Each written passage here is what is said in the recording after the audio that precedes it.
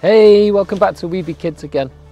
This morning I was sat at my window drinking my coffee and watching two little robins hopping around in my garden, collecting leaves to build their nest. Yep, spring is definitely in the air, but there's also that nip of winter that's still around too. So for this week's story, I'm going to tell you a tale about spring and winter. And this story is an old folk tale from Scandinavia, and it is called Saving Spring. So it was July in the northern lands of Scandinavia. Normally at this time of year, people would have been out playing on the hills, the sun would be shining, the grass would be green, the flowers would be blooming. But this July was different to any other that they had seen before. The tops of the mountains were still covered with ice. The depths of the valleys were filled with snow.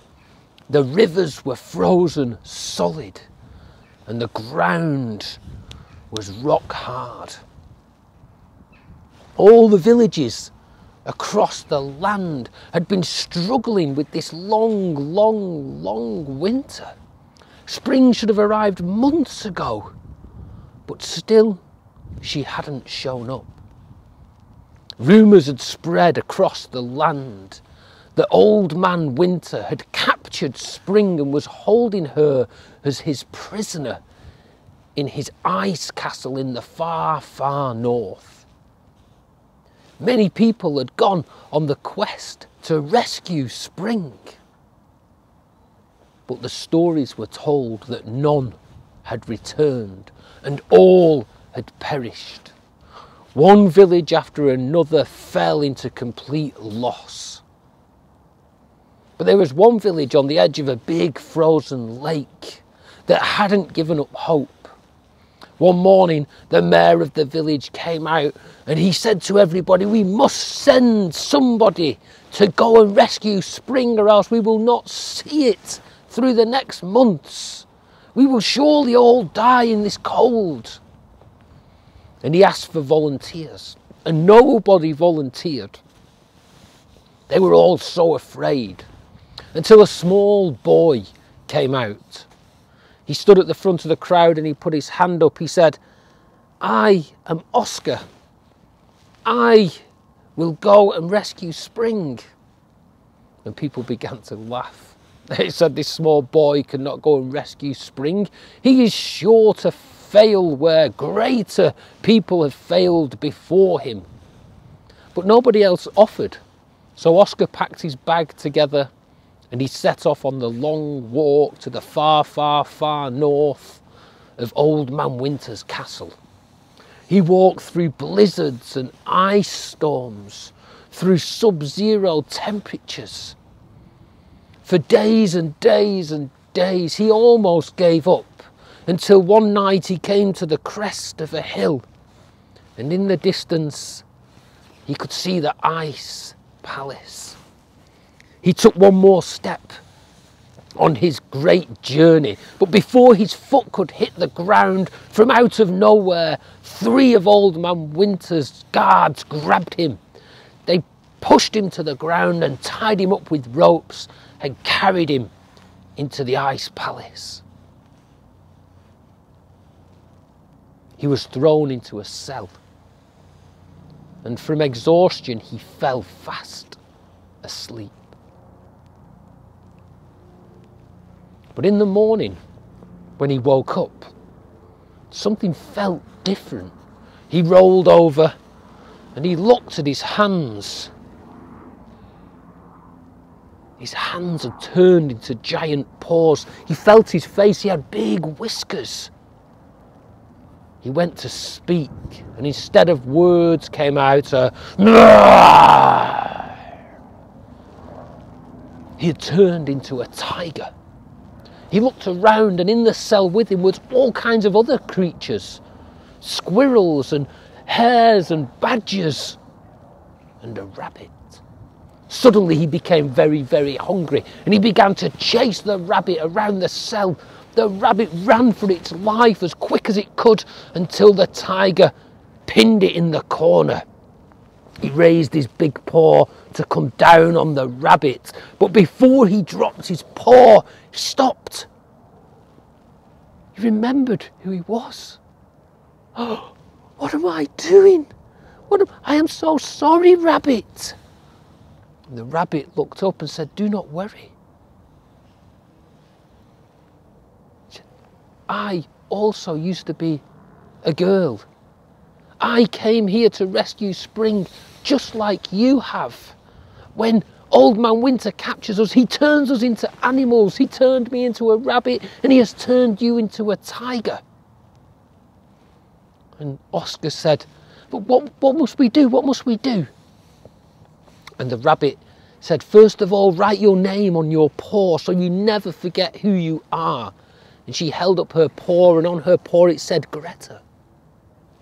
She said, I came here when my whole village was destroyed with the cold, and I've been trying to set Spring free. She said, for weeks and weeks we have been digging a tunnel from our cell underneath the castle to the chamber where Old Man Winter is holding Spring. It's been taking us so long because we are so small, but you are so big. You can help us. And Oscar agreed.